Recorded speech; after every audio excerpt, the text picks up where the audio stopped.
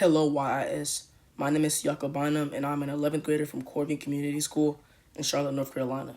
And today I'll be presenting my stock pitch on Abercrombie & Fitch. The current stock price is $95.90. First up is the company overview. Abercrombie & Fitch, ticker ANF, is a leading apparel retailer that offers many products such as apparel, accessories, and personal care across its two brand families, which are Hollister and Abercrombie & Fitch. The Hollister brand focuses on the teen, trend-driven market, while Abercrombie & Fitch is geared towards millennials who are more intent on higher quality clothing.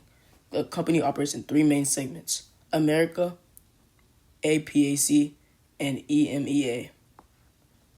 The company will operate approximately 839 stores by the end of fiscal 2025, with around 68% of the stores being part of the Hollister segment and the other 32% of the stores being part of the Abercrombie & Fitch segment. Presented here is a financial table showcasing Abercrombie & Fitch compared to other companies in their sector.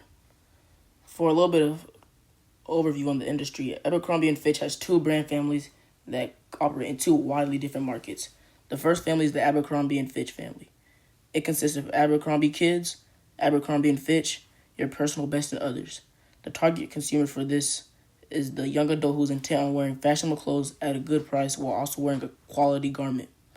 This market segment is reasonably crowded with consumers having other options such as Gap, Old Navy, and Levi's. However, Abercrombie & Fitch has been able to cement their place in this market by constantly selling items that are high quality and comparable to other companies that operate in this industry segment. The other brand family is Hollister, and it consists of the brands Hollister and Gilly Hicks. This segment primarily serves the teen trend-driven market, which is less competitive than the market the Abercrombie & Fitch brand family operates in. This market is currently having an industry-wide tailwind as the rise of social media has led to teens continuing to buy into fashion trends and exploring fashion, meaning they are more interested in buying clothes, and Hollister is perfectly placed to be the first company that sells them their clothes and introduces them to fashion. This financial table shows us many key metrics such as sales growth in the past 3 years, operating margin, and PE. As you can see, Abercrombie & Fitch is the lowest PE out of all these companies, showing how it is underrated and undervalued by Wall Street. And their industry high operating margin shows their capacity to maintain financial discipline. Next up is the financial results through Q3 for Abercrombie & Fitch. So far, they have seen a net income decrease of a negative 11.5%, a net sales growth of 6.9%, cost of sales increase of 16.3%, and CapEx increase of 65.7%.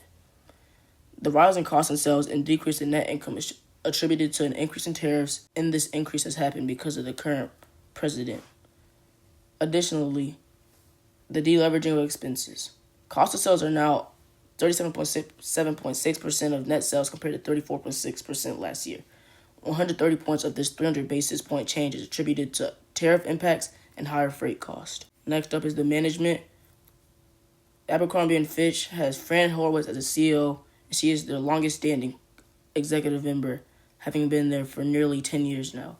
They also have Scott Lepesky as COO, and he has been with the company for over 10 years in total now. Robert Ball, who's been with the company since 2002, and Samir Desai. In 2022, the company implemented a new plan called the Always Forward Plan, and it has three key ideals. The first is to always execute focused growth plans. The second is to accelerate an enterprise-wide digital revolution, and the third is to operate with financial discipline. With all that being said, here is my investment thesis. Abercrombie & Fitch's stock rise is primed to grow as their strong capital allocation will allow for constant, disciplined reinvestments. Hollister is continuously producing products that are driving AOR growth, and the company's partnership with Majid Al Futtaim Lifestyle will aid their expansion into the Middle East. Overall, these catalysts will drive sales growth, strengthen operating margins, and result in stronger brand pricing power.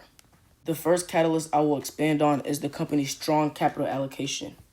Historically, Abercrombie & Fitch has been able to distinguish themselves from other retail apparel companies through this strategy. The strategy allows them to do things that many other retail apparel companies cannot do, like doing constant reinvestments and paying off increased expenses.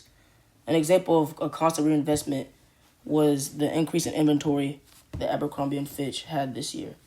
In quarter 3, their inventory went up 27% year over year, and they were also able to do this while deleveraging many of their expenses. Another benefit of their strong capital allocation strategy is the ability to constantly open new stores, even in industry-wide headwinds.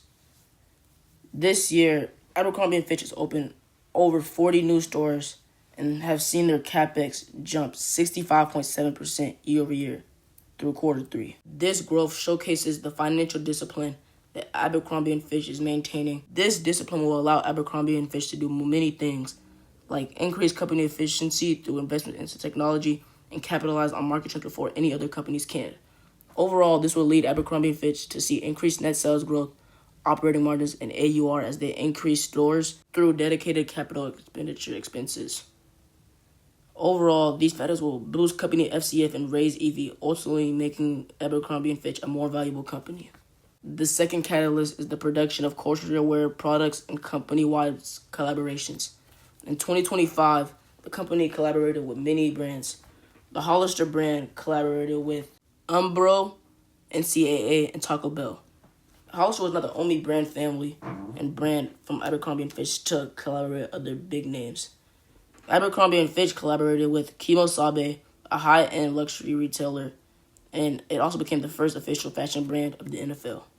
These collaborations allowed Hollister to see net sales growth of 7% year over year and mid to high single-digit AUR growth, which was highlighted in their 2025 Q3 10Q.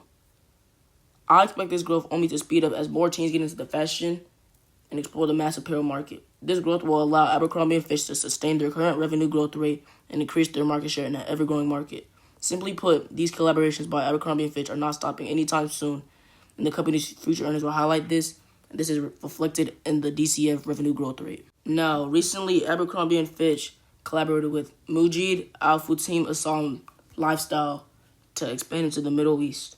The Middle East is an industry and market that Abercrombie & Fitch has historically done well in but never excelled. This collaboration and partnership with this retailer will allow Abercrombie & Fitch to grow their revenue by increasing their revenue base and also allow the company to expand on operating margins as they will not have to fully operate the stores they have in the Middle East. These benefits will allow Abercrombie & Fitch to have a sustained revenue growth rate and increase the operating margin to pre-tariff levels. Industry-wide, there is a risk of rising cost of materials. This has already taken into effect in some place because of the tariffs that the current president has implemented.